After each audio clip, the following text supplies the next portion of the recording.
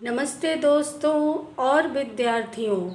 आज हम जानेंगे पृथ्वी जो दैनिक गति करती है उसका परिणाम क्या होता है, यानी उसका प्रभाव हमारे धरातल पर कैसे पड़ता है। जैसा कि हम जानते हैं, पृथ्वी 66.5 डिग्री कोण बनाती हुई अपने अक्ष पर झुकी हुई है और पृथ्वी की घूर्णन प्रक्रिया के कारण ही दिन रात होता है। सूर्य की किरणें संपूर्ण पृथ्वी पर एक साथ नहीं पड़ती, बल्कि क्या होता है, पृथ्वी की गोलाई के कारण इसके आधे भाग में ही सूर्य का प्रकाश आता है। और चूंकि पृथ्वी पश्चिम से पूर्व की ओर घूमती है, इसलिए सूर्य का प्रकाश पहले पूर्व में दिखाई देता है, फिर घूर्णन के कारण प्रकाश और अंधकार की स्थिति बदलती रहती है। यानी एक तरफ जिस समय प्रकाश रहता है यानी दिन होता है, और एक तरफ जहाँ अंधकार होता है वहाँ रात होती है ना। इसे ही दैनिक गति के कारण होता है। 24 घंटे में, लगभग 24 घंटे में पृथ्वी एक बार सूर्य के सामने घूम जाती है, अर्थात पृथ्वी के आधे भाग पर प्रकाश तथा आधे भाग पर अंधकार सदैव बना रहता है। पृथ्वी के इसी घूर्णन के कारण ही होता है। इस कारण इस स्थिति को दिन रात की स्थिति कहते हैं। आगे बढ़ने से पहले मैं सभी दोस्तों और विद्यार्थियों से निवेदन करूंगी कि हमारे चैनल को लाइक, शेयर और ज़रा सब्सक्राइब कर लें, ताकि मैं उन बच्चों तक पहुंच पाऊं जिन बच्चों को मेरी आवश्यकता है। क्यों आवश्यकता है? क्योंकि वे बच्चे जो किसी भी कारणवश विद्यालय का क्लास नहीं कर पाते हैं, विद्यालय का क्लास छूट जाता है, और वे बच्चे जिन्हें समझने में, समझाने में ज़रा देर लगती है, इसलिए मुझे उन बच्चों तक पहुंचाएं और कमेंट करके ज़रूर बताएं कि मेरा क्लास सारे बच्चे करें, ताकि उन्हें विद्यालय के अलावा यहाँ भी ज़रा समझने में और क्लियर होने में मदद मिले। अब तक तो आप सब्सक्राइब कर ही दिए होंगे, ज़रा कमेंट भी कर देना। आगे बढ़ते हैं। दिन रात का होना होता है पृथ्वी गति के कारण। दूसरा है दिशाओं का निर्धारण, यानी डिटर्मिनेशन ऑफ डायरेक्शन। चूँकि पृथ्वी पश्चिम से पूर्व घूमती है, इसलिए क्या होता है, सूर्य के सामने मुंह करके खड़े होने पर सामने वाला हिस्सा पूरब, पीठ वाला हिस्सा पश्चिम, बायां हाथ उत्तर और दाहिना हाथ दक्षिण की दिशा होती है। तो हम सूर्य के द्वारा दिशाओं का भी ज्ञान कर लेते हैं, और ये केवल मात्र हो पाता है पृथ्वी के घूर्णन गति के कारण। चूँकि पृथ्वी पश्चिम से पूर्व की ओर घूमती है, तो पूर्व में सूर्य उगता दिखाई देता है, तो हमें अपने आप ही दिशा का ज्ञान हो जाता है। अब आते हैं समय का निर्धारण, यानी डिटर्मिनेशन ऑफ टाइम। पृथ्वी को सूर्य का एक चक्कर लगाने में प्राय 24 घंटा लगता है, और यह दिन रात को दर्शाता है। इसी के अनुसार विश्व की सारी घड़ियां समय को निर्धारित करती हैं, तो इसका भी एक प्रभाव है। इसके बाद आते हैं सूर्योदय, मध्याह्न और सूर्यास्त, यानी sunrise, mid day and sunset, यानी सूर्य के विभिन्न स्थितियों से समय का निर्धारण हो पाना। यानी प्रातःकाल एवं सायंकाल, यानी शाम के समय सूर्य की किरणें क्या होती हैं, पृथ्वी पर तिरछी पड़ती हैं, और इसके कारण क्या होता है, दोनों ही कालों में तापमान अथवा ऊष्मा कम रहती है, जबकि दोपहर के समय तापमान व गर्मी बढ़ जाती है, क्योंकि सूर्य की किरणें सीधी यानी लंबवत पृथ्वी पर पड़ती हैं।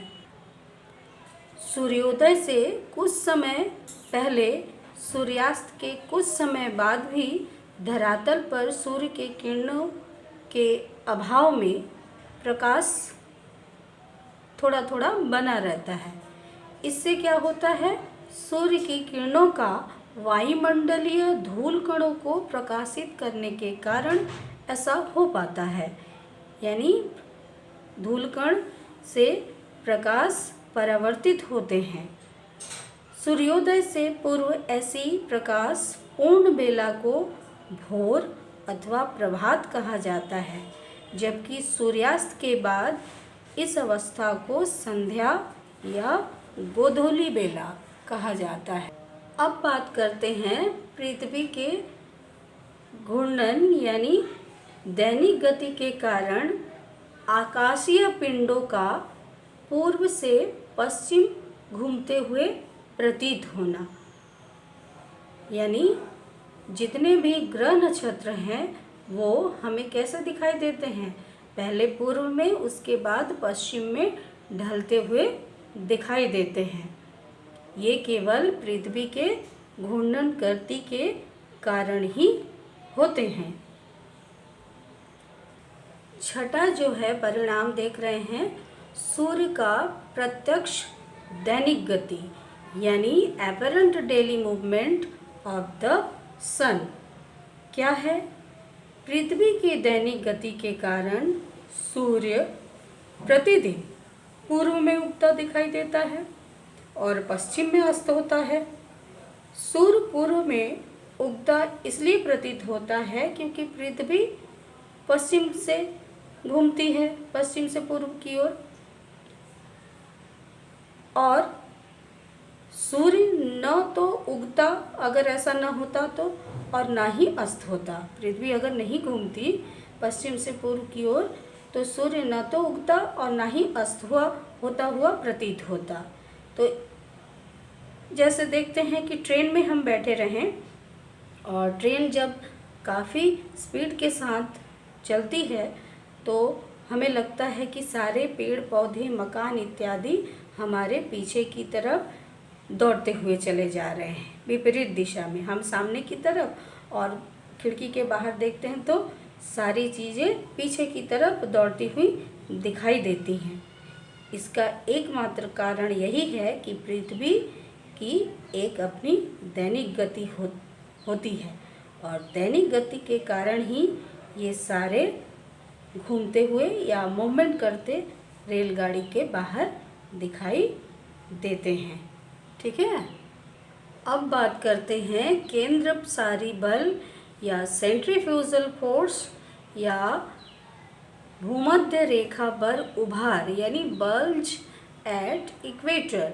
अब केंद्रोपसारी बल क्या है, सेंट्रीफ्यूजल फोर्स, जैसा कि हम जानते हैं, पहले भी पढ़ चुके हैं कि इस बल के कारण कोई भी गतिशील वस्तु अपने केंद्र से बाहर की ओर छिटक जाती है यानी गिर जाती है।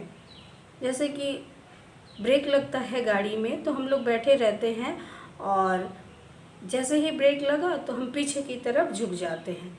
ठीक उसी तरह जो है इस बल के कारण केंद्र से कोई भी गतिशील वस्तु केंद्र से बाहर की ओर छिटक जाता है या मुड़ जाता है। और इसी बल के कारण पृथ्वी जब सॉलिड हो रही थी तो इसी बल के कारण उसके बीच वाला हिस्सा जो है बाहर की तरफ थोड़ा सा उभर आया। तो पृथ्वी के घूर्णन के कारण ही ऐसा संभव हो पाया। अगला परिणाम या प्रभाव है अक्षांश और देशांतर रेखाओं की कल्पना करना। अक्षांश और देशांतर रेखाओं की कल्पना पृथ्वी के घूर्णन गति के कारण ही की गई है ताकि किसी भी स्थान का समय और स्थिति ज्ञात हो पाए। देशांतर रेखाओं का निर्धारण पृथ्वी की दैनिक गति के कारण हुआ है। पृथ्वी का अक्षांशीय वृत्त जो है कुल 360 और 24 घंटे में एक जगह से होकर पास करता है। इस प्रकार 1 डिग्री अक्षांश रेखा को पार करने में समय लगता है 4 मिनट। यानी देशांतर रेखा जो है, जब समय का निर्धारण करते हैं तो देशांतर रेखा 1 डिग्री देशांतर रेखा को पार करने में समय लगता है सूर्य को 4 मिनट।